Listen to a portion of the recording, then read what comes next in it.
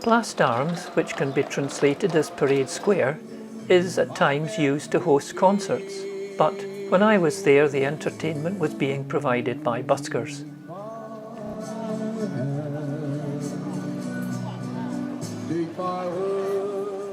There are grand buildings round its perimeter, including the cathedral at one end and the Bank of Montreal, founded in 1840, at the other.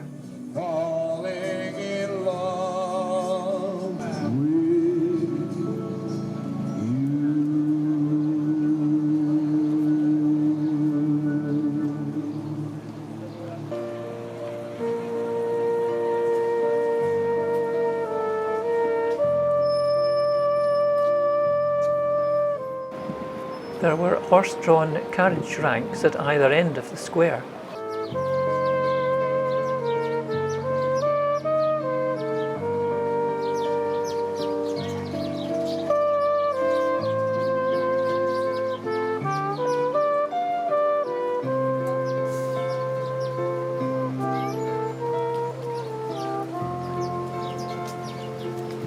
The central statue is of Maisonneuve, the founder of Montreal and its first governor.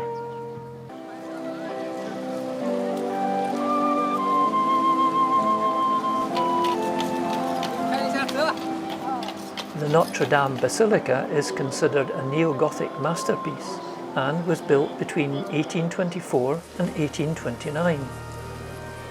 The sanctuary, completed in 1830, has elements of a fairy tale castle. TripAdvisor notes the cathedral as being number 1 out of 440 things to see in Montreal.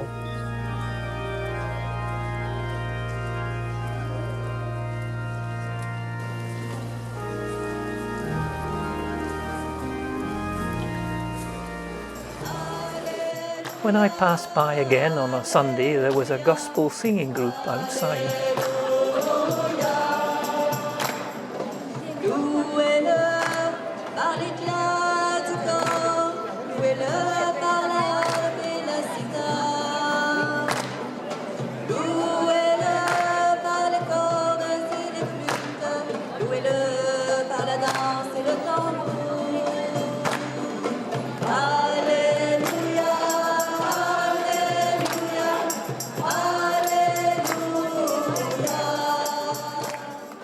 Down by the waterfront, the old customs house in Place Royale is now a museum. There were many entertainments in the old port area, including interactive fountains for a bit of exercise.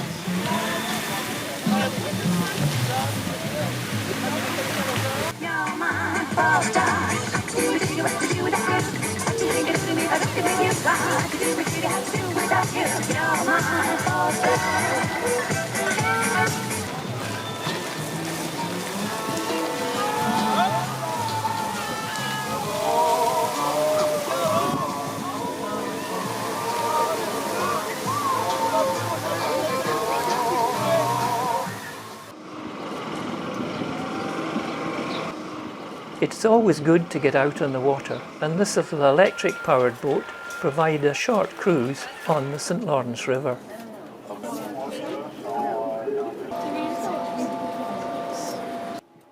The ever-taller skyscrapers are now dwarfing the cathedral towers.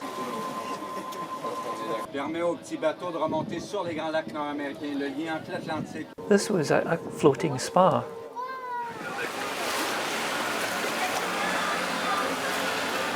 A set of higgledy-piggledy boxes called Habitat 67 and had been built as accommodation for the 1967 World Fair. The large red building was part of the Molson Coors brewery. At times the St Laurence could show the power of its currents, but the river was certainly enjoyed by many leisure craft.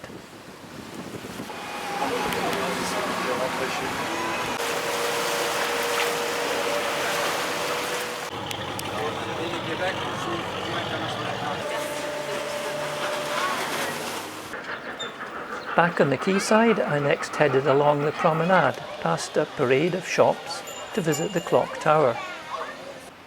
Its time was used to log when ships arrived and left the port. The number 192 on the clock's logo was a warning of the number of steps that had to be climbed to get to the top. The mechanism, similar to that in London's Big Ben, had been designed by an English firm.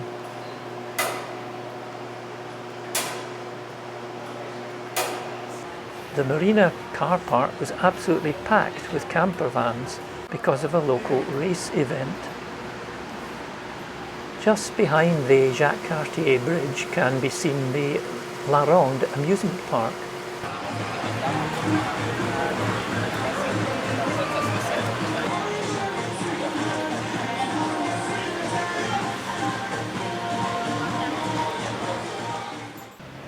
The Bon Secours Market is a National Historic Site of Canada and is considered to be one of Canada's 10 finest heritage buildings. Beside the market is the Notre Dame de Bon Secours Chapel, originating from 1771. With its proximity to the port, it served as a seaman's chapel.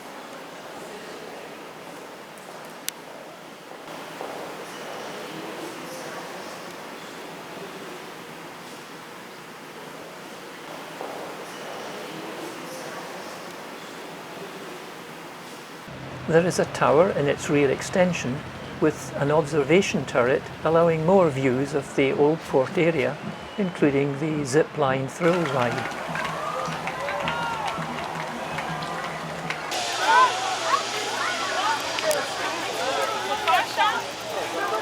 The Nelson Monument was at the top end of the Place Jacques Cartier, a square named after a French maritime explorer whose ship dropped anchor in the nearby river in 1535. To its right, the Montreal City Hall is a further National Historic Site of Canada.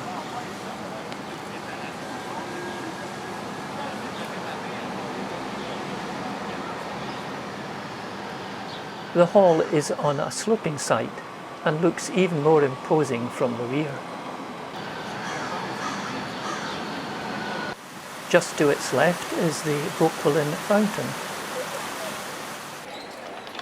The square itself is a lively place with a multitude of restaurants and cafes, buskers, flower stalls, artist kiosks, and plenty of people just sitting and watching the world go by.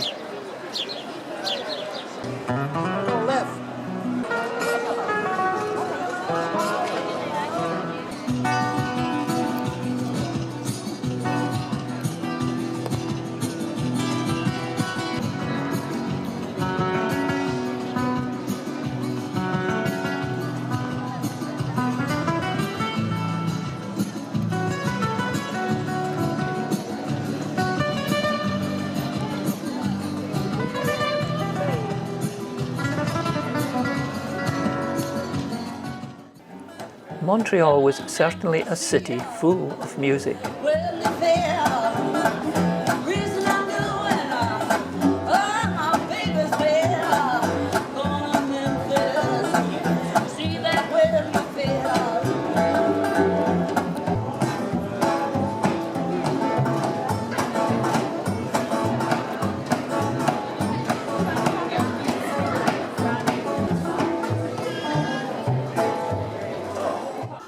While I was there, the Franco Follies Festival was on, with multiple performances on the main outdoor stage every evening from 5 p.m. until midnight and beyond.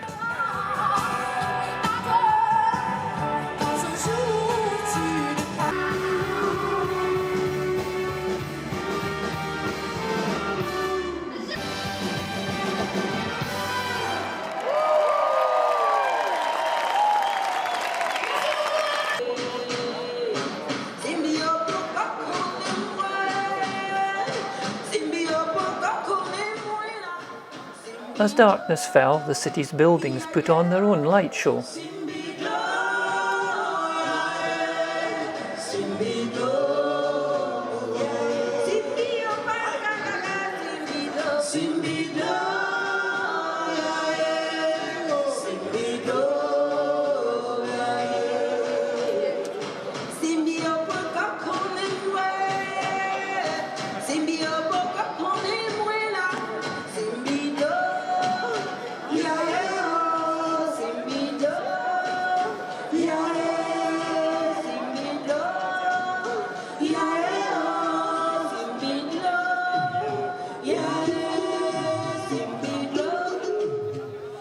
I guess the singer in HMV was promoting a new album.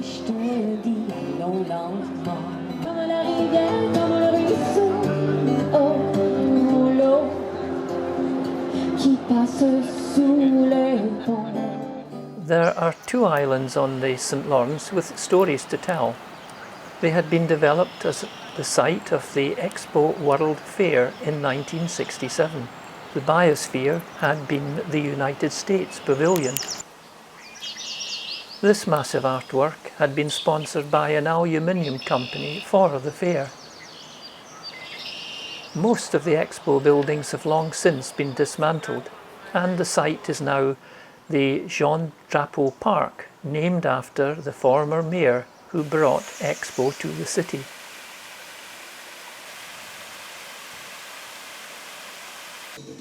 The island provided a safe haven for wildlife, and the ground squirrel was really tame. The second of the islands was totally man-made, and it now hosts the Canadian Formula 1 Grand Prix. I duly rode my bike round the 4-kilometre circuit, which included passing the Olympic rowing basin and the casino which had been the Expo France pavilion. About half an hour's metro ride north of the old city is the 1976 Olympic Park. Legacy buildings there include the Biodome Stadium and the Tower of Montreal. It is the world's tallest man-made leaning tower and lies at an angle of 45 degrees. It was proud to have a place in the Guinness Book of Records.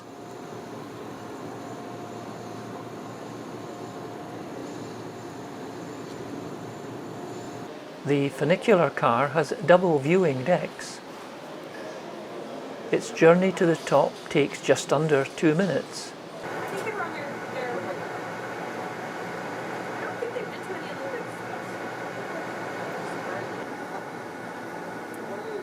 The pyramid-shaped building in the distance is part of the Olympic Village, which originally housed the athletes.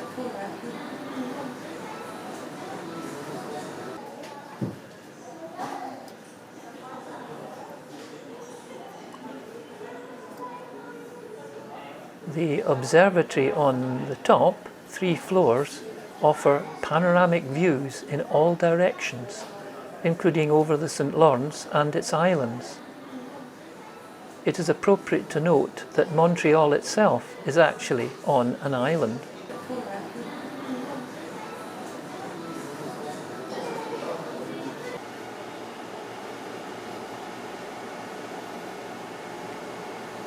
There are still training facilities on the site for elite athletes.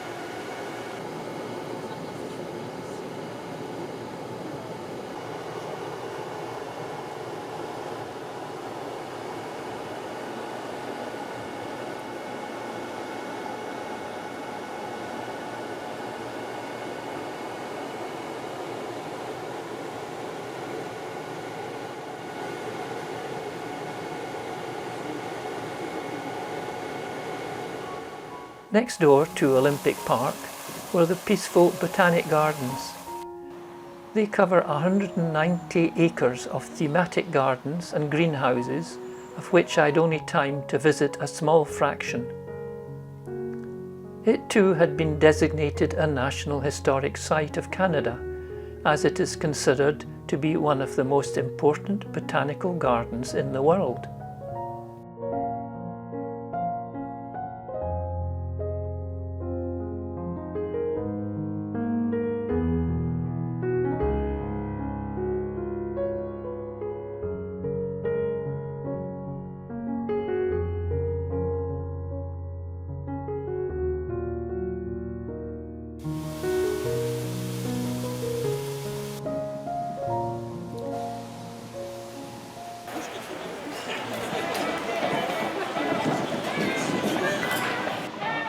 On my last evening, Jardin Gamelin hosted some more lively entertainment.